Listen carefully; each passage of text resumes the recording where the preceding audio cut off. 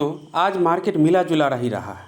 यदि Sensex Nifty की बात करें तो लगभग आधा प्रतिशत की इसमें गिरावट देखने को मिली है, जबकि बैंक निफ्टी एवं निफ्टी फाइनेंस सर्विस में आपको 1% से ऊपर का उछाल देखने को मिला है, आपको ऊपर की ओर ग्रोथ देखने को मिला है। इस उतार चढ़ाव के बीच अगर हम देखें तो अनेक सारे कंपनी का भी क्वार्टर सेकेंड का रिजल्ट जो सितंबर क्वार्टर है उसका रिजल्ट भी जारी हो रहा है, और मैक्सिमम देखने को मिल रहा है कि केमिकल सेक्टर की जो भी कंपनी है, नवीन फ्लोरिन हो या आपको दीपक नाइट्राइट हो या एशियन पेंट हो, जिसका रिजल्ट आज पब्लिश हुआ है लगभग 2 बजे के करीब ऑन द मार्केट, तो प्रॉफिट जो नेट प्रॉफिट है वह थोड़ा कम निकल करके आ रहा है।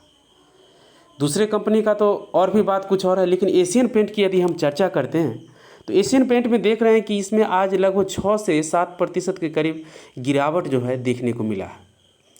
इसका यदि हम हाई देखते हैं तो हाई जो निकल करके आता है वह आप देख रहे हैं कि हाई जो है लगभग 3500 रुपये के करीब है, और इसका यदि हम आज का लो देखें तो लगभग 3900 के करीब इसका लो बना हुआ है। तो अर्थात इसका रेसिस्टेंस जो है वह 3500 पर है, और अभी जो स्थिति जो बन रही लगभग 3000 के आसपास ये कंपनी मिल रही है। तो इस प्रकार के मल्टीबैगर कंपनी में गिरावट जो है ये क्यों आया, इसका कारण है कि कंपनी जो भी रॉ मटेरियल जो अपने पेंट बनाने के लिए उपयोग करती है उसका कॉस्ट थोड़ा बढ़ गया है दोस्त। तो कॉस्ट बढ़ जाने के कारण इसका नेट प्रॉफिट जो है वह थोड़ा घट गया है, और मार्केट जो एक्सपेक्ट करके चल रहा था उससे बिलो ही चला गया है। इसका यदि हम अभी का RSI देखें तो वह निकल करके आता है मात्र आपको 28 के करीब है, और इसका यदि हो सकता है कि फर्दर मार्केट में गिरावट आए, तो गिरावट आने के कारण आपको पिछला जो रेसिस्टेंस नीचे की ओर जो बन करके आ रहा है तो वह लगभग आपको 2750 रुपया से कुछ ऊपर का बन रहा है, लगभग 2800 करीब।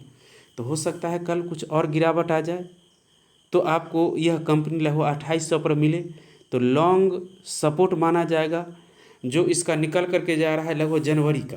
तो जब नीचे की ओर आप देखें 2021 में, तो जनवरी में यह लगभग ग्रासिम का जब न्यूज आया था तो उस समय स्टॉक लगभग 2728 पर चल रहा था, और नीचे की ओर लगभग 2250 पर यह सपोर्ट लेने का काम किया था। तो दोस्त, स्टॉक मार्केट में आपको समझना पड़ेगा कि कुछ टेम्पोररी न्यूज या टेम्पोररी प्रॉफिट यदि डाउन जाते हैं किसी कारणवश, तो उस समय बेस्ट अपॉर्चुनिटी बन जाती है कि आप लमसम इन्वेस्ट भी कर सकते हैं। यदि एशियन पेंट की चर्चा करें तो यह अपने सेक्टर की सेक्टर लीडर कंपनी है, और लगभग 60% जो शेयर है उसको डिजर्व करती है। इसका डिस्ट्रीब्यूटर नेटवर्क जो है काफ़ी अच्छा है। इंडिया में आप कहीं भी खोजिएगा तो नंबर 1 पेंट के रूप में एशियन पेंट आते हैं, और वह कहीं भी आसानी से मिल जाता है। यह कंपनी आसानी से पता लगा लेता है कि कहाँ पर मेरे पेंट का शॉर्टेज हो रहा है और कहाँ पर इसका ज़्यादा उपयोग हो रहा है, तो उस अनुसार उस जगह पर डिलीवर कर देती है। अर्थात इसका डिलीवरी जो है काफ़ी अच्छा है। यदि इसका हम स्थापना देखें तो 1940-42 की इसकी इस्टेब्लिश्ड कंपनी है, और लगभग 70-75 साल इस कंपनी को हो चुके हैं, और लोगों का विश्वास जो है काफ़ी एशियन पेंट पे बढ़ा हुआ है। इसका बहुत अच्छा पेंट आता है, एक पर एक पेंट है जो टिकाऊ भी होते हैं। भले थोड़ा बर्जर पेंट से इसका पेंट का कॉस्ट ज़्यादा थोड़ा पड़ जाता हो, लेकिन यदि आप अच्छे पेंट के रूप में अगर इन्वेस्ट करना चाहते हैं, अगर आप अपने घर में लगाना चाहते हैं, तो सबसे प्रथम व्यक्ति जो है एशियन पेंट पर जाता है। उसके बाद यदि कम का रेंज का अगर मिलना था तो बर्जर पेंट को लेने का प्रयास करता है।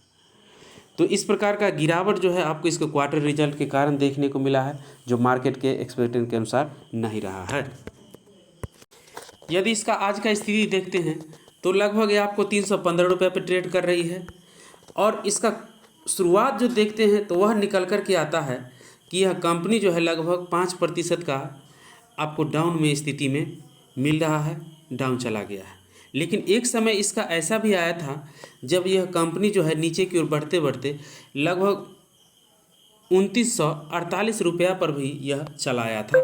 उस समय यह ट्रेड करने लगा था, जो टाइमिंग बन रही लगभग 2:15 पर, और इसका रिजल्ट भी दोस्तों देख रहे हैं कि लगभग 2 बजे के आसपास ही पब्लिश हुआ था। तो इतने अच्छे मल्टीबैगर कंपनी में जो यह प्रॉफिट जो है नेट प्रॉफिट कम दिखाई दिया, जिसके कारण आज मार्केट ने इसको नेगेटिव कर लिया और जिसके कारण इसमें 6% के करीब जो है गिरावट भी देखने को मिली है। आप देख रहे हैं कि एशियन पेंट का जो है नेक्स्ट क्वार्टर जो सेकेंड क्वार्टर था, इसमें आपको प्रॉफिट जो है आपको स्लम करने का काम किया है, लगभग 29% गिरा है। तो इन्फ्लेमेशन बिट्स मतलब जो भी इसका कॉस्ट जो है वह बढ़ जाने के कारण है यह प्रॉफिट नीचे की ओर गिरा है। यदि हम इसको नीचे की ओर बढ़ते हुए देखें तो दिखाई दे रहा है इनके एमडी हैं वह अमित सिंघल जी हैं। अमित सिंघल जी का कहना है कि यह रेवेन्यू जो है ये क्यों इसमें गिरावट मिला है, इसका रीज़न नीचे की ओर ये बताने का प्रयास किया है। इनका कहना है कि हमारा रेवेन्यू जो है वह नीचे की ओर क्वार्टर कॉस्ट मटेरियल के बढ़ने के कारण ऐसा हुआ है।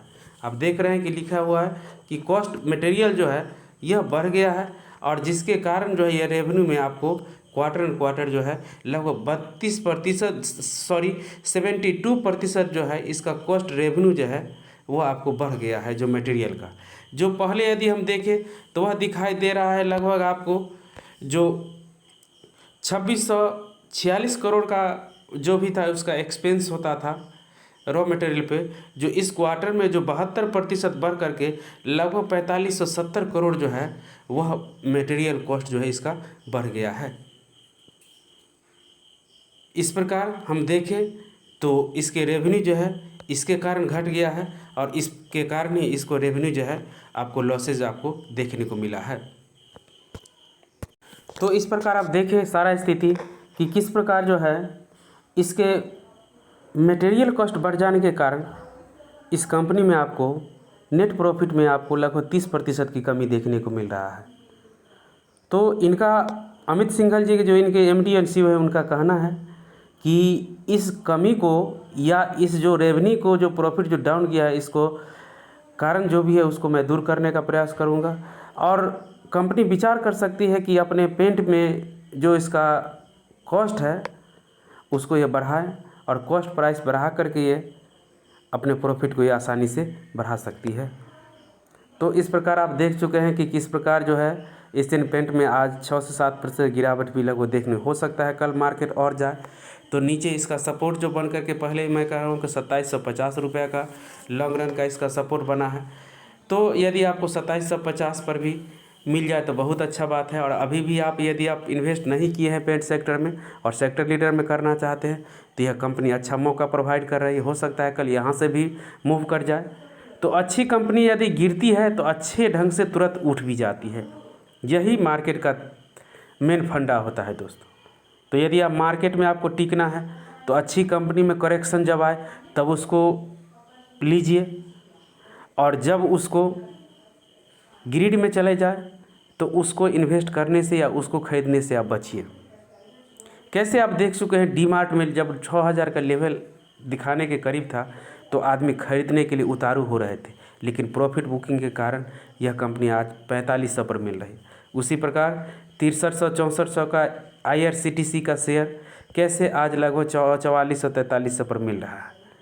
तो इस प्रकार जब भी ग्रिड बनते हैं, जब 80 से ऊपर का 90 से ऊपर का जब ग्रिड पोजीशन दिखाई दे तो उस समय आप खरीदने से बचिए। उस समय मैं कभी भी अपने वीडियो में ख़रीदारी करने का मौका नहीं प्रोवाइड करता हूँ। आप देखते होइएगा कि मैं अपने बेस्ट टू बाय स्टॉक जो भी आप लेकर के आता हूँ उसमें फेयर वाले स्टॉक ही मैं उसमें शामिल करता हूँ।